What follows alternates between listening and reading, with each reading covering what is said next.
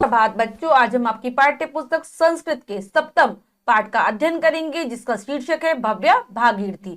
तो चलिए पाठ को पढ़ते हैं और गंगा जी के विषय में जानते हैं। गंगा जी को ही भागीरथी कहा जाता है। सप्तम पाठ भव्या भागीरथी। प्रस्तुत पाठ में भागीरथी गंगा की महानता का गुणगान किया गया है। तो बच्चों, जो ये पाठ है भव्य भागीरथी, इसमें गंगा जी की महानता का, उनके गुणों का वर्णन किया गया है। पाठ को पढ़ते हैं और जानते हैं गंगा जी के विषय में। हिमाद्रे संभूता विहरती तदंगे हिममये ततो भूमिम यथा विचरसी सुहासा समतले पुनासी त्वं लोकान् प्रभति समुद्रम प्रति सदा अहो दिव्य गंगे भवतु सुखदम नस्तव जलम। तो क्या कह रहा है इसमें कवि? हिमाद्रे संभूता विहरती तदंगे हिममये।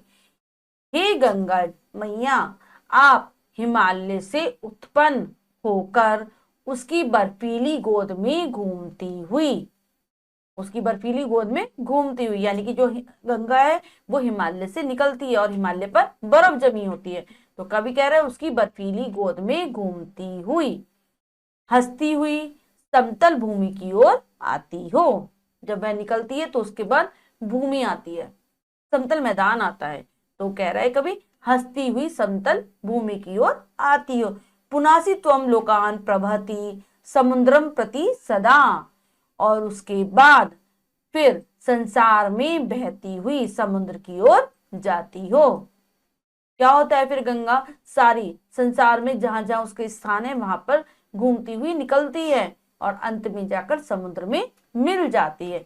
अहो दिव्य गंगे भवतु सुखदम नस्तव जलम।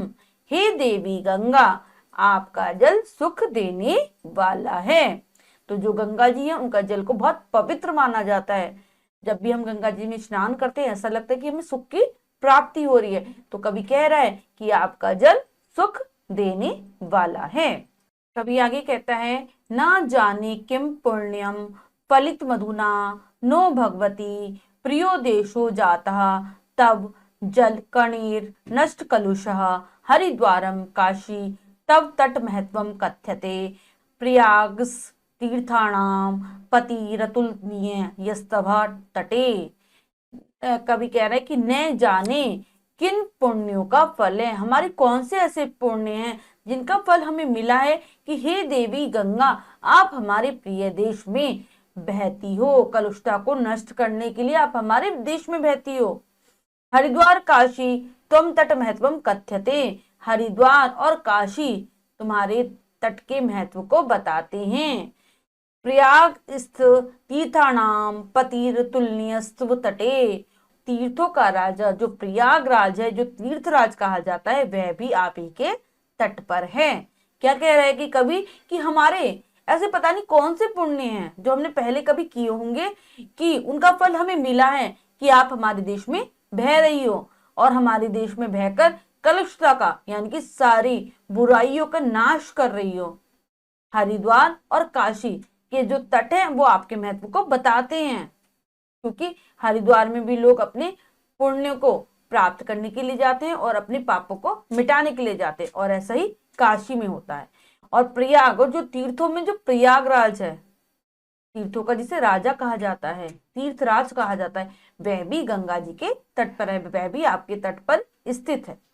अगला पढ़ेंगे, जनानाम धात्री त्वं समुद्रम फलनानि ददति विशालाम सिंचति मधुमेह जल ले भारत भुवम। कि हे गंगा, तुम मनुष्यों की माता हो, उन्हें मीठे फल और जल और अन्न प्रदान करती हो। विशालाम सिंचन्ति मधुमेह जले भारतम भुवम, और अपने पवित्र जल से, मीठे जल से विशाल विस्तृत भारत भूमि को सींचती हो। अये शुभ्रे गंगे, हे पवित्र गंगा, विलसित तरंगे। अये शुभे गंगे, अरे पवित्र गंगा, चंचल तरंगों वाली गंगे, तीपथे गंगे, तीनों मार्ग से बहने वाली गंगा। तवोत्संगे धन्या, तुम धन्य हो। मैं एक शिशु की तरह तुम्हारी गोद में खेलता हूँ और अपने आप को धन्य समझता हूँ। कह रहा है कवि, आप हमारा माता की तरह पालन करती हो, क्योंकि आप हमें फल और अन्न देती हो। फल और अन्न कैसे देती हो? क्योंकि आपके द्वारा ही हमारे खेतों में सिंचाई होती है, जिससे कि फल उगते हैं, अन्न उगता है। साथ ही साथ आपकी गोद में खेलकर मैं अपने आप को धन्य समझता हूँ, ऐसा कह रहा है इसमें कवि। तो गंगा जी का गुणगान किया गया है। अब हम अगला पढ़ते हैं। व्यस्ते कुल्या व्रजति बहुदूरम सुमधुरम तथा शीतम क्षेत्रम भक्ति हरितम चापी ललितम गंभीरे ते नीरे तर्निषु सुखम यान्ति पथिका वयम भूयो भूयो जगति तब कृत्ये रूप कृता। क्या कह रहा है इसमें कवि कि आपका जो मीठा जल है, हे गंगा जी, आपका जो मीठा जल है वो नहरों के द्वारा दूर दूर तक जाता है। तथा शीतम क्षेत्रम भक्ति हरितम चापी ललितम, इसके द्वारा, इसके जल के द्वारा जो सिंचाई होती है उससे जो खेत हैं वो बहुत हरे भरे और सुंदर दिखाई देते हैं। गंभीरे ते नीरे तर्निषु सुखम यान्ति पथिका, आपके गहरे जल में जो यात्री लोग हैं वो नौका भ्रमण करते हैं और सुखी होते हैं, यानी कि नौका विहार करते हैं, नौकाओं में घूमते हैं और सुखी होते हैं। वयम भूयो भूयो जगति तब कृत्ये रूप कृता, हम आपके उपकार को पाने के लिए, हम आपके जल को पाने के लिए बार बार इस संसार में जन्म लेना चाहते हैं, बार बार इस संसार में आना चाहते हैं। अगला पढ़ते हैं। अये पुण्य गंगे जगति चरणम चिन्नम पुनः भवेत क्रीड़ा भूमि पुनरपि शुभा भारत धरा सदा सेवे नीरम सुर नदी तवेदम सुकरम न मे अन्याम स्यादिहा तब तट विहारे विहरत। क्या कह रहा है इसमें कवि? अये पुण्य गंगे जगति जन्म चिन्नम पुनः, हे पुण्य गंगा, हे पवित्र गंगा, हे प्राणदायिनी गंगा, जब भी हम इस संसार में दोबारा जन्म ले, भवेत क्रीड़ा भूमि पुनरपि शुभा भारत धरा, ये भारत भूमि ही फिर से हमारी खेल का मैदान हो, हमारी फिर से क्रीड़ा भूमि हो, हम फिर से यहीं आकर खेलें जब भी हम दोबारा जन्म ले। सदा सेवे नीरम सुर नदी तवेदम सुख करम, हे देवताओं की नदी गंगा, हम सदैव, हम सदा ही आपके सुखकारी जल का सेवन करें और सदा सुख से रहें। न मे अन्याम स्यादिया तब तट विहारे विहरत, मेरी इच्छा है कि मैं आपके तट पर विहार करूं, मैं आपके तट पर घूमूं। जब भी हमारा फिर से जन्म हो, हम फिर से भारत भूमि में ही जन्म लें, यही हमारी क्रीड़ा भूमि हो, हम आपके जल का सेवन करें और आपके तट पर विहार करें, ऐसी कवि की इच्छा है। तो बच्चों, हमने पाठ में जाना कि किस प्रकार से गंगा नदी का महत्व बताया गया है। तो चलिए अब हम पाठ की शब्दार्थ कर लेते हैं। शब्दार्थ: हिमाद्रे हिमालय पर्वत से संभूता निकली हुई, सुहासा सुंदर हंसती हुई, पुनासी पवित्र करती हो, तिपथ गे 3 मार्गों से जानी वाली गंगा, उत्संगे गोद में, कुल्या भी नहरों से, व्रजती जाती है, तर्निशु नौकाओं में, यह इच्छा, यान्ति जाते हैं, चेद यदि। सभी बच्चे पाठ के शब्दार्थों को अच्छे से याद कर लेंगे, जिससे कि उन्हें भाषा समझने में आसानी रहेगी। अब हम पाठ का अभ्यास कार्य कर लेते हैं। अभ्यास, पहला प्रश्न रहेगा लिखितम से, तो चलिए प्रश्न पढ़ते हैं और करने की कोशिश करते हैं। उचितम उत्तर प्रथम वृतम रज्य, सही विकल्प वाले गोले को रंगिए। प्रश्न के 4 विकल्प हैं, 3 विकल्प गलत है, 1 विकल्प सही है। हमें सही विकल्प चुनना है और उसके गोले को भर देना है। तो चलिए करते हैं। पहला पढ़ते हैं। तदंगे पदे विभक्ति अस्ति, तदंगे पद में विभक्ति है, तो कौन सी विभक्ति है? ए सप्तमी, बी षष्ठी, सी पंचमी और डी चतुर्थी। तो यहाँ पर जो तदंगे पद है उसमें विभक्ति आएगी सप्तमी, सप्तमी विभक्ति है, यानी कि ए विकल्प जो है हमारा वो बिल्कुल सही है। तो चलिए लगाते हैं ए विकल्प पर, ए सप्तमी। नेक्स्ट पढ़ेंगे। गंगाया जलम असभ्यम रिक्तिस्थान भवति, क्या है गंगा का जल? ए दुखद, बी सुखद, सी अशुद्ध, डी एते सर्वे असत्यम।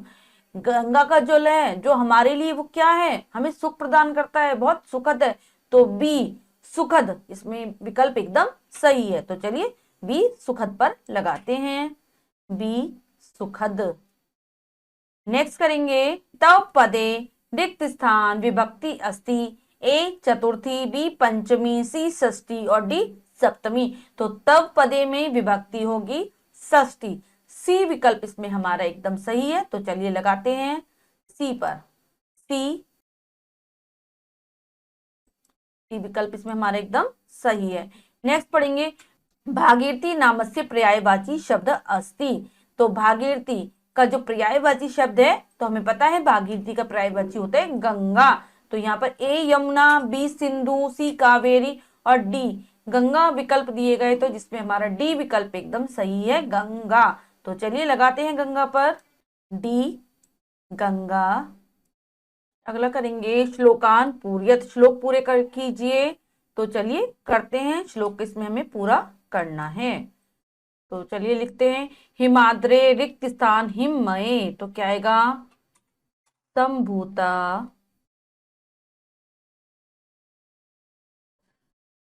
विहरती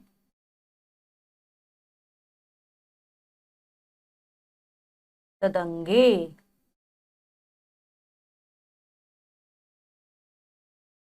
तदंगे हिममये।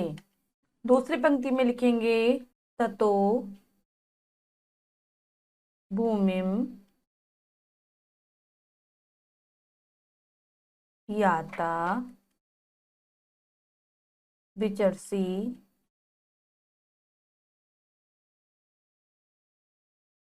सुहाता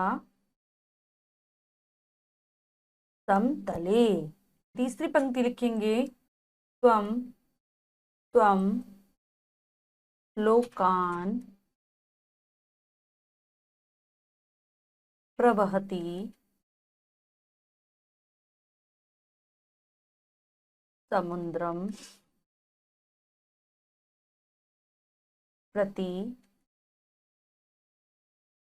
सदा। नेक्स्ट करेंगे, अहो दिव्य गंगे भवतु सुखदम सुखदम नस्तवम जलम। लिखेंगे अगली पंक्ति में, धात्री जनानाम धात्री त्वम सुमधुर फलानि ददती। यानी कि हे धात्री, हे मनुष्य की माता, तुम मनुष्य को मधुर फल और अन्न देती हो। नेक्स्ट करेंगे, विशालाम सिंचती मधुर मय जले भारत भुवम, और भारत की भूमि को अपने मधुर जल से सींचती हो। अब आगे क्या कह रहे कवि, अगली पंक्ति में, अय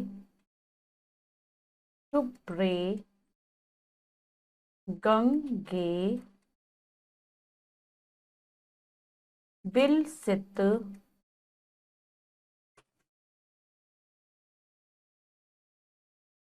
तरंगे।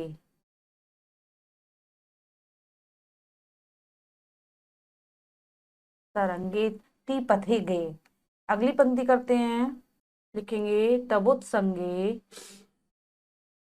धन्यः विश्वः इव हेलन्ति मनुजः। तो बच्चों, हमने पाठ का अभ्यास कार्य अच्छी प्रकार से पूर्ण कर लिया है। एक बार से फिर से हम इस श्लोक को पढ़ लेते हैं। हिमाद्रे संभूता विहरती तदंगे। ततो भूमि याता विचरसि सुहाता समतले, पुनासि त्वं लोकान् प्रभति समुद्रं प्रति, अहो दिव्य गंगे भवतु सुखदम नस्वत्व जलम, जरनाम धात्री त्वं समुद्रम फलानि ददति, विशालां सिंचति मधुरमय जलिम भारत भुवम, हे शुभ्रे गंगे विलसित तरंगे तिपथगे, तवोत्संगे धन्या शिश्व इव खेलंती मनुजहा। बच्चों, आज हमने आपकी पाठ्यपुस्तक संस्कृत के सप्तम पाठ का अध्ययन किया। इस पाठ में हमने सीखा कि किस प्रकार से कवि ने गंगा जी के गुणों का वर्णन किया है। विश्व की सबसे प्रसिद्ध पवित्र नदी गंगा हमारे देश में बहती है, इसलिए हमें अपने आप को धन्य समझना चाहिए। आशा करती हूँ आपको पाठ अच्छे से समझ आया होगा। आप फिर से इस उच्चारण के साथ पढ़ लेंगे, अभ्यास कार्य को कर लेंगे और शब्दार्थों को याद कर लेंगे। मिलते हैं अगली कक्षा में नए पाठ के साथ। तब तक के लिए स्वस्थ रहिए, प्रसन्न रहिए। धन्यवाद।